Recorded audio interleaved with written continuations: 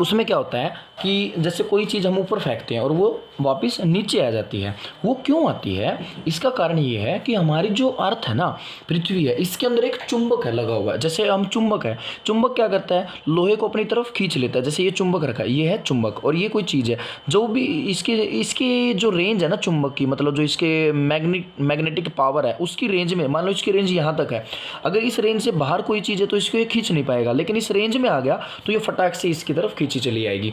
ऐसे ही अर्थ के साथ होता है। अर्थ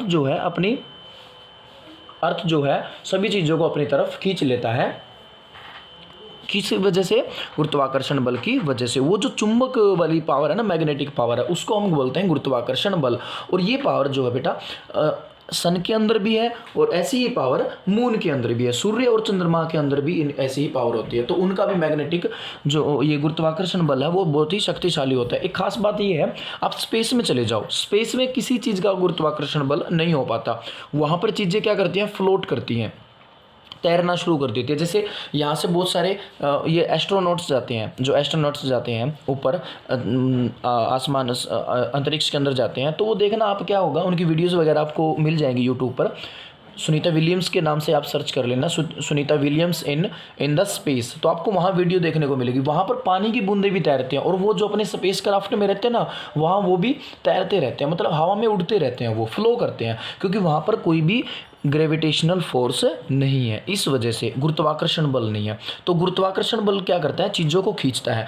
तो इसका मतलब पृथ्वी पर जो ज्वार भाटा आता है वो किसके कारण आता है, वो सूर्य और चंद्रमा के गुरुत्वाकर्षण बल के कारण आता है। जो ये इतनी ऊंची ऊंची लहरें, जो समुद्र की तरफ पानी जाता है फिर वापस आ जाता है, ये किसकी वजह से है, गुरुत्वाकर्षण बल। और वो गुरुत्वाकर्षण बल किसका, सूर्य और चंद्रमा का। आगे हम पढ़ते हैं, जब पृथ्वी का जल चंद्रमा के निकट होता है उस समय चंद्रमा के गुरुत्वाकर्षण बल से जल आकर्षित होता है। मतलब जब पृथ्वी का जल चंद्रमा के निकट होता है तो उस समय चंद्रमा के गुरुत्वाकर्षण बल से आकर्षित होता है। देखो ये पिक्चर देखिए आप, इस पिक्चर में क्या है, इस पिक्चर में ये चंद्रमा है। अब देखो पृथ्वी यहाँ है, पृथ्वी किसके नज़दीक, अब यहाँ से देखो ये तो दूर होगी, यहाँ नज़दीक होगी, तो यहाँ पर नज़दीक हो गई, तो इसका मतलब यहाँ पर क्या आएगा, यहाँ पर यही कहना चाहता है कि जब पृथ्वी का जल चंद्रमा के निकट, अब देखो पृथ्वी का जो वाटर वाला एरिया है वो अगर किसकी तरफ है, सन की तरफ, इसके मून की तरफ है, चंद्रमा की तरफ है, तो उस समय चंद्रमा के गुरुत्वाकर्षण बल से जल अभिकृषित होता है, मतलब इसकी तरफ अट्रैक्ट होता है, मतलब आकर्षित होता है, यहाँ पर उसकी तरफ मूवमेंट होगी, जिसके कारण उच्च ज्वार आते हैं। यहाँ पर क्या होगा, फिर ऊंची ऊंची लहरें उठनी शुरू हो जाएगी, उच्च ज्वार आएगा। पूर्णिमा एवं अमावस के दिनों में सूर्य, चंद्रमा एवं पृथ्वी तीनों एक सीध में आ जाते हैं। ये देखो ये जो सिचुएशन है, ये कौन सी सिचुएशन है, ये पूर्णिमा जिसको तुम पूर्णमासी बोलते हो, अमावस मोस जिसको बोलते हैं, जैसे कल अमावस थी, सोमवार वाली अमावस, वो तो उसके अकॉर्डिंग अगर देखा जाए, जब ये तीनों चीज़ें सीध में आ जाती है, कब, अमावस को या फिर पूर्णिमा को, ठीक है, तब ये तीनों सीध में आ जाती है। और चंद्रमा कहाँ आ जाता है, सूर्य, चंद्रमा एवं पृथ्वी तीनों एक सीध में होते हैं। इस समय सबसे ऊंचे ज्वार होते हैं। अब क्योंकि देखो एक तो फोर्स इसकी लग रही है, ऊपर से इसकी, अब डबल पावर होगी ना, अब डबल पावर होगी तो ज़्यादा क्या होंगे, ज़्यादा ज्वार आएंगे, मीन्स उच्च ज्वार आएंगे, लहरें जो होंगी वो जो ज्वार जो होगा बहुत बहुत ऊंचाई तक जाएगा। इस ज्वार को वृहत ज्वार कहते हैं। देखो जब पृथ्वी सिर्फ चंद्रमा की तरफ होती है, सिर्फ चंद्रमा के नज़दीक होती है, मतलब जो इसका पानी वाला एरिया है वो पृथ्वी का जल सिर्फ चंद्रमा के नज़दीक होता है, तो उच्च ज्वार आता है, उसको बोलते हैं लघु ज्वार। क्या बोलते हैं, लघु ज्वार। अब आपसे क्वेश्चन पुट किया जा सकता है, लघु ज्वार किसे कहते हैं, लघु ज्वार किसे कहते हैं, जब पृथ्वी का जल चंद्रमा के निकट होता है उस समय चंद्रमा के गुरुत्वाकर्षण बल से जल अभिकर्षित होता है, जिसके कारण उच्च ज्वार आता है, इसे लघु ज्वार भाटा कहा जाता है। बृहत का मतलब होता है बड़ा, मतलब बहुत ही हैवी कह सकते हैं जिसको, बहुत बड़ी मात्रा में होता है। तो वो कब होता है, वो होता है जब पूर्णिमा अमावस्या के दिनों में सूर्य, चंद्रमा तथा एवं पृथ्वी तीनों एक सीध में होते हैं, उस समय सबसे ऊंचे ज्वार उठते हैं। इस ज्वार को बृहत ज्वार कहा जाता है। लेकिन जब चांद अपने प्रथम एवं अंतिम चतुर्थांश में होता है तो पृथ्वी एवं सूर्य का गुरुत्वाकर्षण बल विपरीत दिशाओं में से विपरीत दिशाओं से महासागरीय जल पर पड़ता है। अब देखो ये जो सिचुएशन है ये विपरीत होगी, इस तरफ तो क्या हो गया, इस तरफ तो मून हो गया, चांद चला गया, और इस तरफ क्या हो गया, इस तरफ सूर्य है। अब पृथ्वी बीच में आ गई। अब ये जो सिचुएशन बनेगी ना, इसमें क्या होगा, इसमें कहता है तो पृथ्वी एवं सूर्य का गुरुत्वाकर्षण बल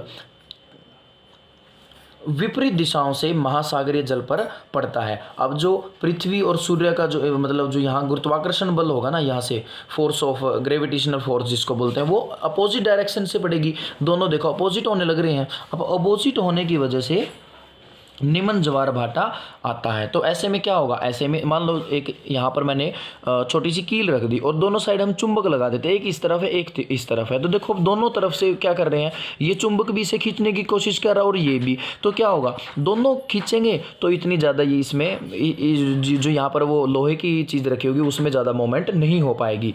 ठीक है, यहाँ पर दोनों ही एक सीध में हो गई। अब दोनों चुंबक मान लो एक ही तरफ कर दिए और आगे लोहे की कोई चीज़ रखी है, तो वो क्या करेंगे, जल्दी से उसको खींचने की कोशिश करेंगे। यहाँ पर बड़ा ज्वार भाटा बनता है। तो निम्न कहाँ बनता है, निम्न ज्वार भाटा किसे कहेंगे, निम्न ज्वार भाटा किसको कहा जाता है,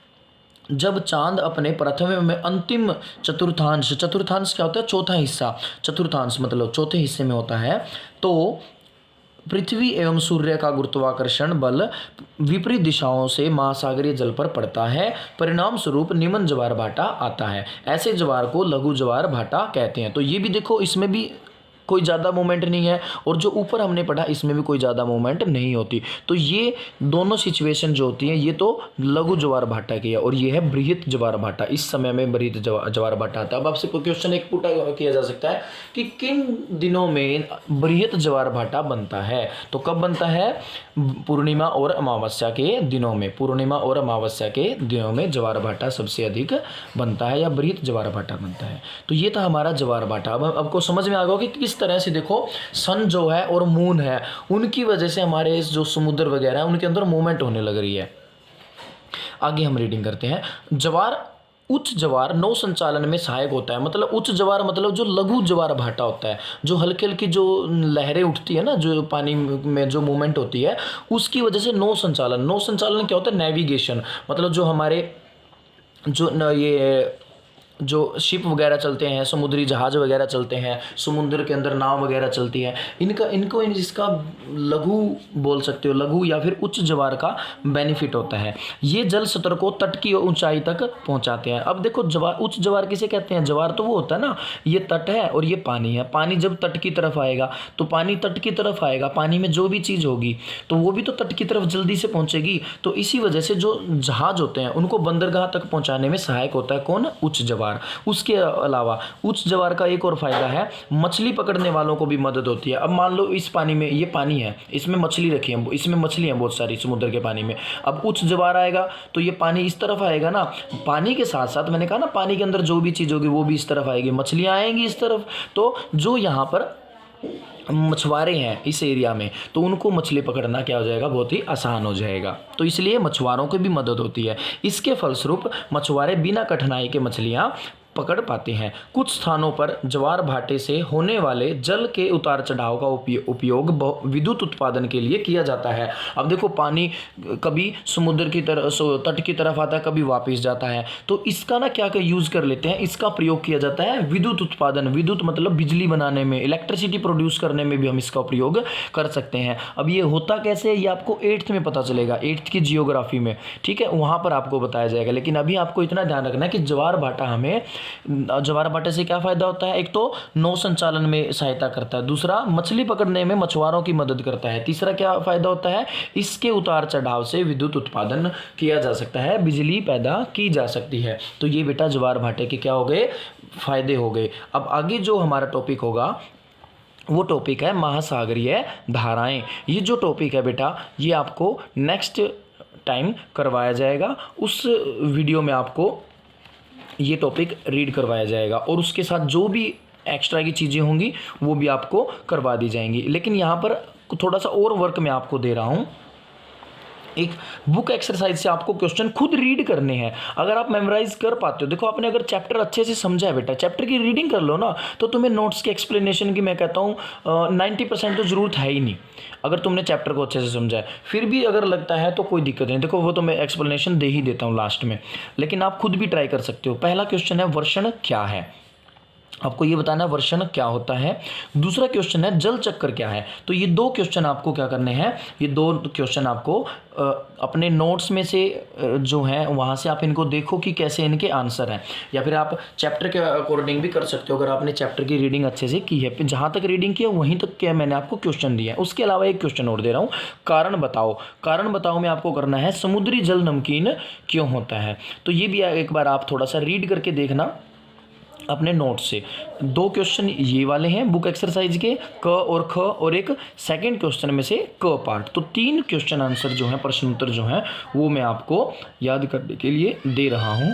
ये आपको याद करने हैं। नहीं हो पाएंगे कोई बात नहीं, प्रॉब्लम आएगी कोई बात नहीं, प्रॉब्लम का सोल्यूशन भी होगा। नेक्स्ट वीडियो में आपको चैप्टर की एक्सप्लेनेशन, जो लास्ट टॉपिक रहता है महासागरीय धाराएं, और जो बीच में हमारी एक स्टोरी रह गई थी वो ये करवा दी जाएगी। उसके अलावा जो नोट्स का वर्क होगा वो दे दिया जाएगा। तब तक के लिए thank you and have a good day.